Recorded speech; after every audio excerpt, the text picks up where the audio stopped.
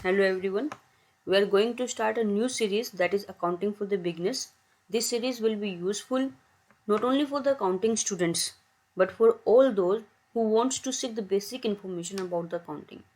Here we will discuss about the basics of accounting like their introduction, their characteristics, their features, accounting, bookkeeping. Later on we will move to the accounting cycles, then journal entries वगैरह we will discuss about here. Ledger account, final accounts, trial balance, तो basics of accounting जो होता है वो सब हम यहाँ पे डिस्कस करेंगे. तो I Pooja Kumari, I am starting the session. The first session is accounting introduction. देखिए, सबसे पहले हम शुरू करते हैं अकाउंटिंग के बारे में. The question is what is accounting. देखो, जब बिजनेस शुरू करते हैं तो लेना देना होता ही है, राइट. अब लेना देना, जब हमारा बिजनेस बहुत छोटे लेवल पे है या ट्रांजेक्शन एक दो है तो आप उसको रिमाइंड कर सकते हो, अपने माइंड में रख सकते हो कि हाँ ये ट्रांजेक्शन होगी, मुझे उस पर्सन से इतना लेना है या उस पर्सन को इतना देना है. लेकिन धीरे धीरे करके जैसे बिजनेस बड़ा होता गया, पहले सोल प्रोप्राइटरशिप आया, पार्टनरशिप आया, कंपनी आई, धीरे धीरे बिजनेस ग्रो करता रहा. इवन हम सोल प्रोप्राइटर की भी बात करते हैं तो उनका बिजनेस भी सोल प्रोप्राइटर लेवल पे भी ग्रो करता है. जब बिजनेस ग्रो करता है तो ट्रांजेक्शन बहुत ज़्यादा हो जाती है, इतनी ज़्यादा होती है कि आप सभी ट्रांजेक्शन्स को याद नहीं रख सकते हैं. तो उन ट्रांजेक्शन्स को आपको क्या करना पड़ता है, रिकॉर्ड करके चलना पड़ता है. रिकॉर्ड मतलब आपको याद ना रखना पड़े, आपको कहीं कोई रिटर्न मैटर मिल जाए कि आपको किससे कितना लेना है या किसको कितना देना है, वो सब पता चल जाए. तो वो क्या कहलाता है, आपका अकाउंटिंग. तो अकाउंटिंग में हम क्या करते हैं, यही सब करते हैं. जो भी बिजनेस की ट्रांजेक्शन्स होती है, basically transactions should be financial matter. मतलब जिनको फाइनेंस टर्म में, मनी के टर्म में कोई ट्रांजेक्शन अगर हो रही है, उनको रिकॉर्ड किया जाता है, वो आपकी अकाउंटिंग कहलाती है. बेसिकली आप इसको क्या कह सकते हो, लैंग्वेज ऑफ बिजनेस भी कह सकते हो.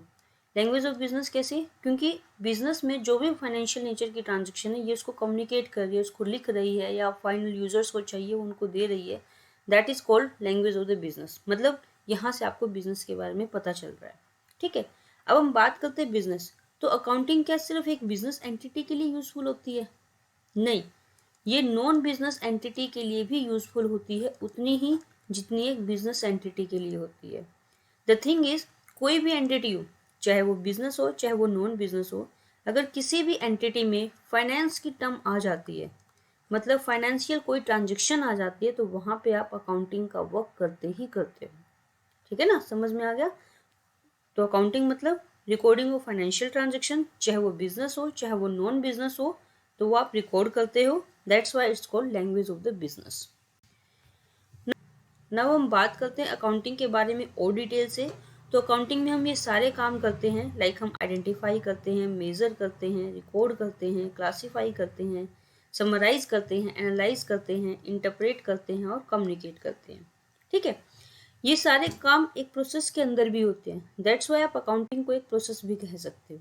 ठीक है, जैसे सबसे पहले हमारा काम शुरू होता है आइडेंटिफाई. जैसे मैंने आपको प्रीवियस में बताया कि अकाउंटिंग में सिर्फ फाइनेंशियल ट्रांजेक्शन से रिकॉर्ड करते हैं, तो आपको यहाँ पे आइडेंटिफाई करना पड़ेगा कि कौन सी ट्रांजेक्शन्स को हमने रिकॉर्ड करना है. ठीक है, ट्रांजेक्शन शुड बी फाइनेंशियल. एक तो वो फाइनेंशियल होनी चाहिए तभी वो रिकॉर्डिंग होगी. जैसे कि अगर हड़ताल पे चले जाते हैं जो अपने एम्प्लॉयज़ है या मैनेजर्स बहुत अच्छे आइडियाज़ लेकर आता है, तो वो फाइनेंशियल नहीं है, तो उन ट्रांजेक्शन की रिकॉर्डिंग नहीं की जाएगी. दूसरा, हमें यहाँ पे देखना पड़ेगा जो भी ट्रांजेक्शन हुई है that should be related to the business entity, या जो नॉन बिजनेस एंटिटी है उससे. मतलब वो किससे रिलेटेड होनी चाहिए, एंटिटी से रिलेटेड होनी चाहिए जिसकी बुक्स में आप रिकॉर्डिंग कर रहे हैं. लाइक मैंने कोई पार्टनरशिप में बिजनेस शुरू किया हुआ है, मैंने मेरे घर का रेंट पे किया, तो that home rent is not related to the partnership, वो मेरा पर्सनल एक्सपेंस है. तो आप उसको पार्टनरशिप की बुक्स में नहीं दिखा सकते, वो मेरी पर्सनल एक्सपेंस है, मेरे पर्सनल खातों में मैं लिखूंगी. ठीक है, सेम एज इट इज, अगर मेरी पार्टनरशिप फर्म है, मैंने पार्टनरशिप फर्म में किसी गोडाउन का रेंट पे किया, तो that's related to the business, तो आप उसकी यहाँ पे रिकॉर्डिंग करेंगे. तो दैट्स मीन आपको आइडेंटिफाई करना है कि किस तरह की ट्रांजेक्शन की हमने रिकॉर्डिंग करनी है. उसके बाद हम बात करते हैं मेजरिंग की. नाम से अगले मेजरिंग मतलब कुछ मेजर करना. मतलब आपको पता तो चल गया कि हमने इस पर्टिकुलर ट्रांजेक्शन की रिकॉर्डिंग करनी है, लेकिन अब यहाँ पे आप उनकी मेजर करते हैं. मेजर इन द सेंस कि उनकी फाइनेंशियल टर्म में उनको मेजर कर लेते हैं. कि जैसे अगर आपने मशीन खरीदी तो 5 लाख की मशीन खरीदी, तो 5 लाख आपने मेजर कर लिया. Is that clear? लाइक आपने सेल की तो आपने 1 करोड़ की सेल की तो 1 करोड़ आपने मेजर कर लिया, दैट इज द मेजरिंग। ठीक है, तो जिस कंपनी की या जिस कंट्री के अंदर आप किसी कंपनी की रिकॉर्डिंग कर रहे हैं वहाँ पे क्या मॉनेटरी टर्म चल रही है उसके हिसाब से रिकॉर्डिंग होगा। जैसे हम इंडियन कंपनीज की बात करें तो हम रुपीज़ के अंदर उसको रिकॉर्ड करते हैं। अगर आपकी कोई अमेरिका की कंपनी है तो वो लोग डॉलर में रिकॉर्डिंग करते हैं, तो इस चीज़ का ध्यान रखना है, ट्रांजेक्शन को उसी करेंसी के अंदर मेजर करना है। उसके बाद recording, as the name suggest recording, मतलब आपके पास ट्रांजेक्शन आ गई, आपके पास अमाउंट आ गई, अब आप क्या करेंगे, उसकी रिकॉर्डिंग कर लेंगे। रिकॉर्डिंग बेसिकली हम कहाँ करते हैं, जर्नल के अंदर। एक जर्नल बुक होती है जिसमें ट्रांजेक्शन्स को रिकॉर्ड किया जाता है, बुक्स ऑफ ओरिजिनल एंट्री होती है, मतलब सबसे पहले कोई भी एक्टिविटी होती है, ट्रांजेक्शन होती है बेसिकली, उसको आप जर्नल के अंदर रिकॉर्ड करते हैं। जो जो रिलेटेड अकाउंट्स होते हैं वो उसके अंदर लिखे जाते हैं और अमाउंट लिखी जाती है। डिटेल में हम आगे भी डिस्कस करेंगे, तो हल्का सा मैं बता दूं, लेकिन कई बार जब बिजनेस बहुत बड़ा हो जाता है तो जर्नल की बजाय उसको कुछ ब्रेकेज कर दी जाती है, मतलब कुछ टुकड़ों में डिवाइड कर दिया जाता है। तो मतलब कुछ सब्सिडरी बुक्स की हेल्प ली जाती है। वो बिजनेस अपने काम को थोड़ा इजी वे में समझने के लिए, इजी वे में करने के लिए करते हैं। तो कुछ सब्सिडरी बुक्स हो सकती है, वो बिजनेस के लेवल पे डिपेंड करती है। जब बिजनेस ग्रो करता है तभी हम सब्सिडरी बुक को यूज़ करते हैं। सब्सिडरी बुक जब यूज़ कर रहे हैं तो हम वहाँ पे एक उस टाइम पे भी जर्नल को यूज़ करते हैं। ठीक है, क्योंकि जो एंट्री सब्सिडरी बुक में है वो सब्सिडरी में लिखी जाएगी, अदरवाइज बाकी एंट्री कहाँ लिखोगे, आप जर्नल के अंदर लिखोगे। दैट इज कॉल्ड रिकॉर्डिंग, मतलब रिकॉर्ड करना ट्रांजेक्शन्स को। रिकॉर्डिंग करने के बाद नेक्स्ट प्रोसेस आता है classify. Classify that is the classify करना, टू क्लासीफाई मतलब वर्गीकरण करना। इसमें क्या होता है, जो इन ट्रांजेक्शन्स को हमने रिकॉर्ड कर लिया जर्नल के अंदर, हमने देख लिया कि कहाँ कौन कौन से अकाउंट आए हैं। अब जैसे मान लीजिए मैंने राम से बुक खरीदी है, तो एक तो मैंने राम से खरीदी है तो परचेजिंग की एंट्री की पाएगी, मेरा बुक बिजनेस है तो मैंने राम से परचेज किया तो मैंने परचेजिंग में भी उसकी एंट्री की होगी, लाइक मैंने किया होगा परचेज टू राम। उसके बाद मैंने राम को पेमेंट भी की होगी तब भी मेरा राम आएगा। राम टू बैंक किया होगा मैंने, उसके बाद परचेज रिटर्न करूंगी, मतलब जब माल को वापस करूंगी तब भी राम का नाम आया होगा। और इस तरह से ये ट्रांजेक्शन परचेज करना, रिटर्न करना, पेमेंट करना, मैंने पता नहीं पूरी साल में कितनी बार की होगी, बहुत बार की होगी ना। और ये भी नहीं पता कि एक साल में कितनी बुक्स लग चुकी होंगी जर्नल एंट्री के लिए। तो अब मुझे अगर राम का अकाउंट बनाना है तो राम के अकाउंट के लिए मैं सारी बुक्स तो नहीं खोलूंगी, हर एक पेज तो ओपन नहीं करूंगी, कहाँ राम का नाम है, कहाँ राम का नाम है, राइट। तो उस सिचुएशन को क्लैरिफाई करने के लिए, उस सिचुएशन को सिंप्लीफाई करने के लिए क्लासीफाई किया जाता है। क्लासीफाई में क्या होता है, जो सेम नेचर की ट्रांजेक्शन्स होती है उनको एक ही जगह रिकॉर्ड कर दिया जाता है। जैसे यहाँ पे एक अकाउंट बनेगा, फॉर एग्जांपल मैं राम की बात कर रही हूँ तो यहाँ एक राम का अकाउंट बनेगा। राम से रिलेटेड आप सारी डिटेल इसमें लिखेंगे, राम से कुछ लेना देना हो, आपने कुछ खरीदा वरीदा हो, सारा कुछ यहाँ पे लिखा जाता है। ठीक है, अब आपको सिर्फ इस एक अकाउंट को देख के पता चल जाएगा कि मेरा राम से क्या बिजनेस चल रहा है, मेरा राम से कितना लेना है या मैंने राम को कितना देना है। तो this is called the classification. तो ऐसे में क्या होता है, लाइक आप कैपिटल है उसका एक अलग अकाउंट बना लेते हैं, कोई मशीन है उसका अलग अकाउंट बना लेते हैं। ठीक है, कोई ड्राइंग है, कोई बैंक से ट्रांजेक्शन है, तो इसलिए क्या करते हैं क्लासीफाई में सिमिलर नेचर, जो एक नेचर की एक जैसी ट्रांजेक्शन है या एक बंदे से रिलेटेड ट्रांजेक्शन है उसको एक ही जगह रिकॉर्ड कर दिया जाता है, एक अकाउंट से रिलेटेड ट्रांजेक्शन उसको एक जगह रिकॉर्ड कर दिया जाता है। तो क्लासीफाई का काम हो जाता है, तो आपको एक ही जगह एक अकाउंट से रिलेटेड डिटेल मिल जाती है। उसके बाद हम क्या करते हैं, समराइज करते हैं। क्लासीफाई कर लिया, क्लासीफाई करने के बाद हम अकाउंट्स का बैलेंस निकालते हैं, फिर हमने क्या करना पड़ता है, उनको समराइज करना पड़ता है। समराइज मतलब एक समरी फॉर्म में प्रेजेंट करेंगे। जैसे राम का अकाउंट होगा, साल के दौरान मैंने राम से अनगिनत टाइम तो परचेजिंग की होगी, अनगिनत टाइम उसको पेमेंट की होगी, है ना। तो मुझे साल के दौरान मैंने कितनी पेमेंट करी, कब करी, उससे मतलब नहीं है, मुझे राम का कितना बैलेंस बचता है उससे मतलब है। फिर उससे मैं क्या करूँगी, अपने रिजल्ट्स निकालूंगी, इंटरप्रेट करूंगी, कंपनी की फाइनेंशियल पोजीशन को देखूंगी। ठीक है, तो यहाँ पे आप क्या करेंगे, उनको एक समरी फॉर्म में प्रेजेंट करेंगे। समरी फॉर्म में मतलब बिजनेस में जो अपने खर्चे क्या हो रहे हैं टोटल, यहाँ पे एक एक दिन की ट्रांजेक्शन्स को रिकॉर्ड नहीं करते, टोटल को देखेंगे। समरी प्रेजेंट करोगे कि टोटल एक्सपेंसेस कितने हुए, एक्सपेंसेस में मेरे सैलरी के खर्चे कितने हुए हैं, मेरा कमीशन कितना हुआ है, आपने रेंट कितने पे किया है, तो जितने भी अलग अलग तरह के खर्चे हुए होंगे, डेप्रिसिएशन कितना रहा है, इसी तरह आप अपनी इनकम की डिटेल देंगे, लाइक आपको इंटरेस्ट से कितनी इनकम मिली है, कमीशन से कितनी इनकम मिली है, वो सब इसमें डिटेल आती है।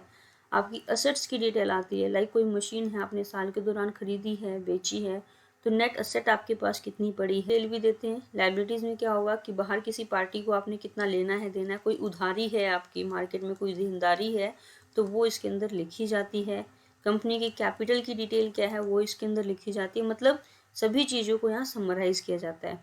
इसको थोड़ा सा और बताऊँ तो इस समराइज़ में क्या करेंगे, हम प्रॉफिट एंड लॉस अकाउंट बनाते हैं और बैलेंस शीट बनाते हैं, जहाँ से कंपनी के प्रॉफिट्स और फाइनेंशियल पोजीशन मतलब कंपनी की असेट लायबिलिटी का पता चलता है। उसके बाद हम क्या करते हैं, एनालाइज करते हैं। एनालाइज में क्या होता है, एनालाइज का मतलब क्या है कि एनालाइज करोगे आप, कुछ रिजल्ट निकाल के देखोगे, है ना। एक रिलेशनशिप फाइंड आउट की जाती है एनालाइज के अंदर। रिलेशनशिप इन द सेंस कि जैसे आपने यहाँ पे समरी प्रेजेंट कर दी, समराइज के अंदर आपने असेट्स के अंदर आपके करंट असेट आपने दिखा दी, करंट लायबिलिटी आपने दिखा दी, तो असेट लायबिलिटी में क्या रिलेशन है वो आप यहाँ पे बताएंगे। जैसे हम यहाँ पे क्या करते हैं, रेशियो एनालिसिस करते हैं।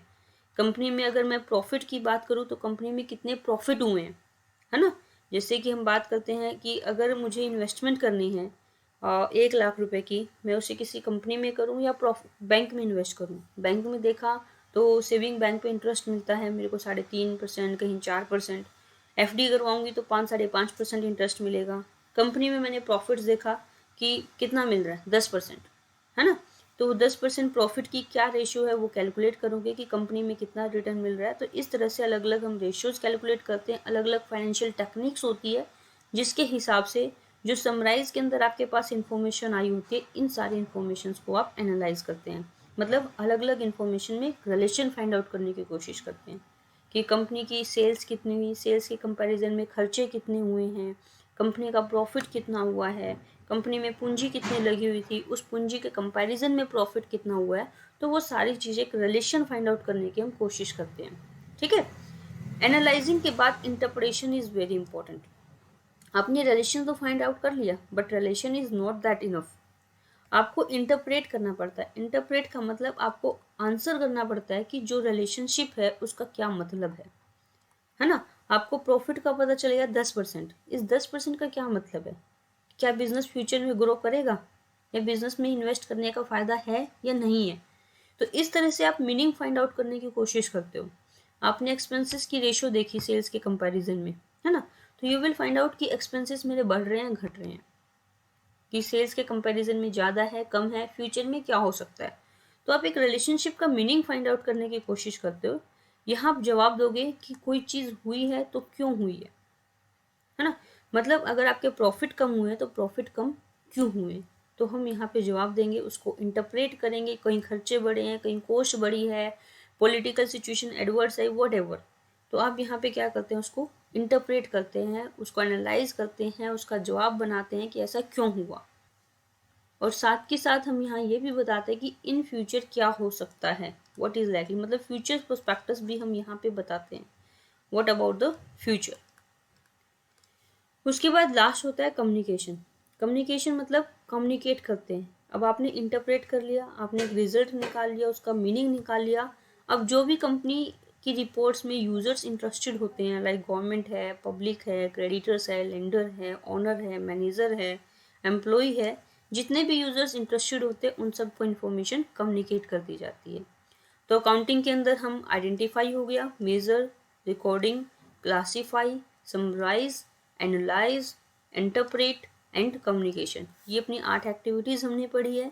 इन 8 एक्टिविटीज़ को मिला के अकाउंटिंग एक लैंग्वेज का काम करती है, एक कम्युनिकेशन का काम करती है। वो कैसे, कम्युनिकेशन में मतलब एक लैंग्वेज में क्या होता है कि कम्युनिकेट करते हैं हम, मतलब अपनी इंफॉर्मेशन इनपुट होता है, कुछ उसकी प्रोसेसिंग होती है, देन आउटपुट होता है ना। तो इसमें क्या होगा, यहाँ पे हमने क्या किया, इनपुट का काम किया, जो ट्रांजेक्शन्स ली उसको मेजर किया, ये अपना एक इनपुट है। उसके बाद रिकॉर्डिंग से लेकर हमारा इंटरप्रेट तक हमने क्या किया, उसको प्रोसेस किया, रिकॉर्ड किया, क्लासीफाई किया, उसको समराइज किया, उसको इंटरप्रेट किया। मतलब हमने यहाँ पे क्या किया, उसको प्रोसेस किया है।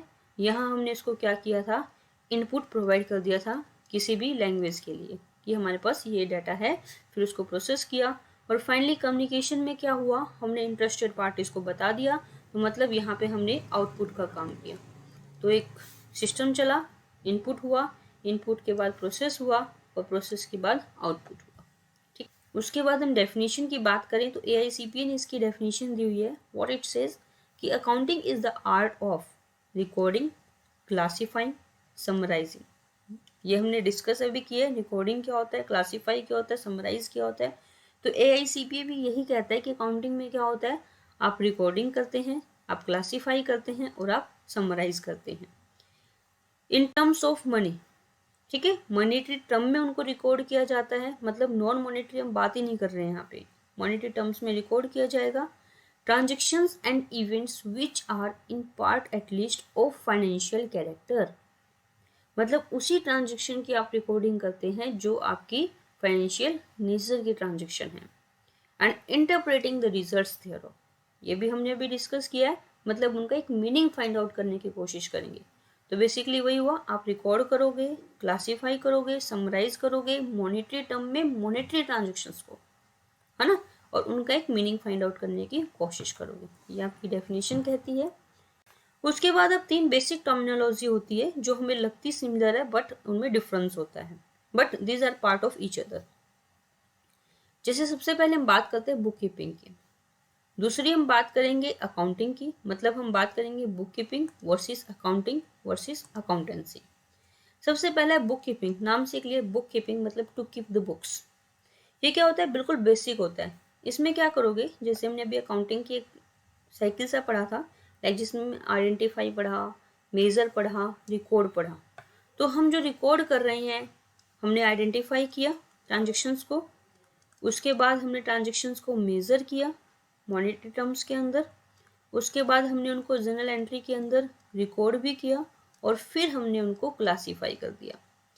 ये वाले जो काम है वो सारे किसके अंदर आते हैं, बुक कीपिंग के अंदर आते हैं। मतलब जो बेसिक स्टार्टिंग रहते हैं काम, रिकॉर्डिंग वगैरह से रिलेटेड है, बहुत क्लैरिकल काम है, वो बुक कीपिंग के अंदर आते हैं। उसके बाद थोड़ा सा एनालिटिकल जो काम रहता है कि रिजल्ट्स वगैरह वाला काम रहता है, वो अकाउंटिंग के अंदर आता है। तो हमने बाकी के जो काम पढ़े, लाइक हमने पढ़ा कि समराइज करना पड़ता है ट्रांजेक्शन्स को, समराइज से रिलेटेड, उसके बाद उनको एनालाइज करना पड़ता है और एनालाइज करने के बाद हमने उनको इंटरप्रेट करना पड़ता है।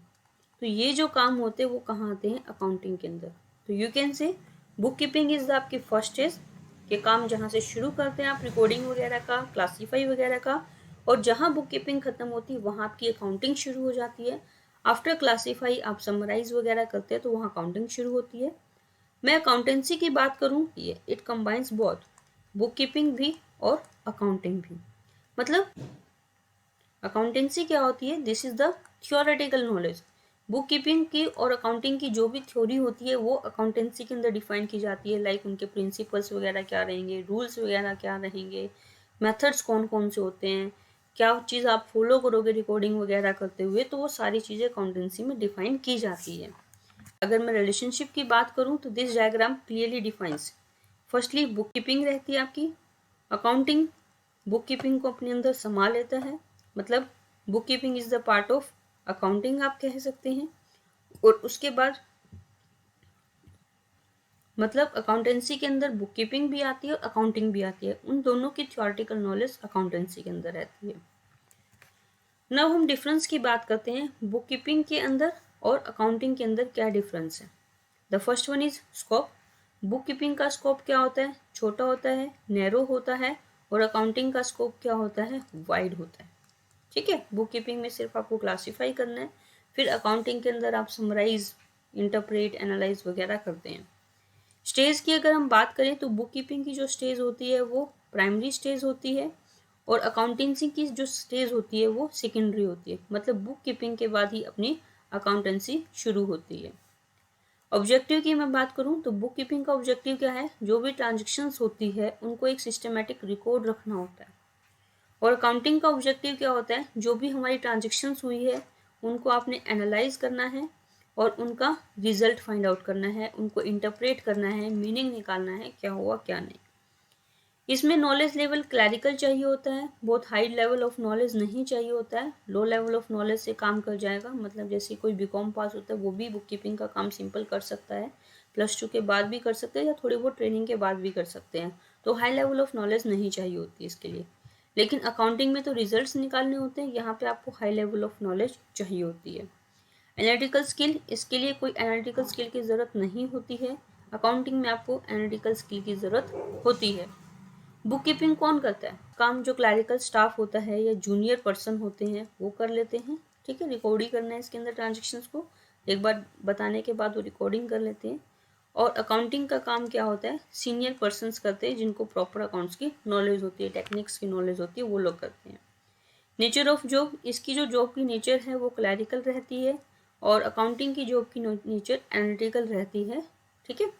सुपरविजन चेकिंग, जो बुक कीपिंग है अकाउंटिंग वाले काम को सुपरवाइज नहीं करता है। मतलब जो बुक कीपर है और जो अकाउंटेंट है, बुक कीपर अकाउंटेंट के काम को सुपरवाइज नहीं करेगा, उसको चेक नहीं करेगा। Book keeping is the starting stage. और जो अकाउंटिंग करने वाला काम है, लाइक जो अकाउंटेंट है, वो बुक कीपर के काम को सुपरवाइज करेगा। होप सो आपको क्लियर हो चुका होगा बेसिक्स ऑफ अकाउंटिंग के बारे में और बुक कीपिंग क्या होती है और उन दोनों में क्या डिफरेंस होता है। Thank you.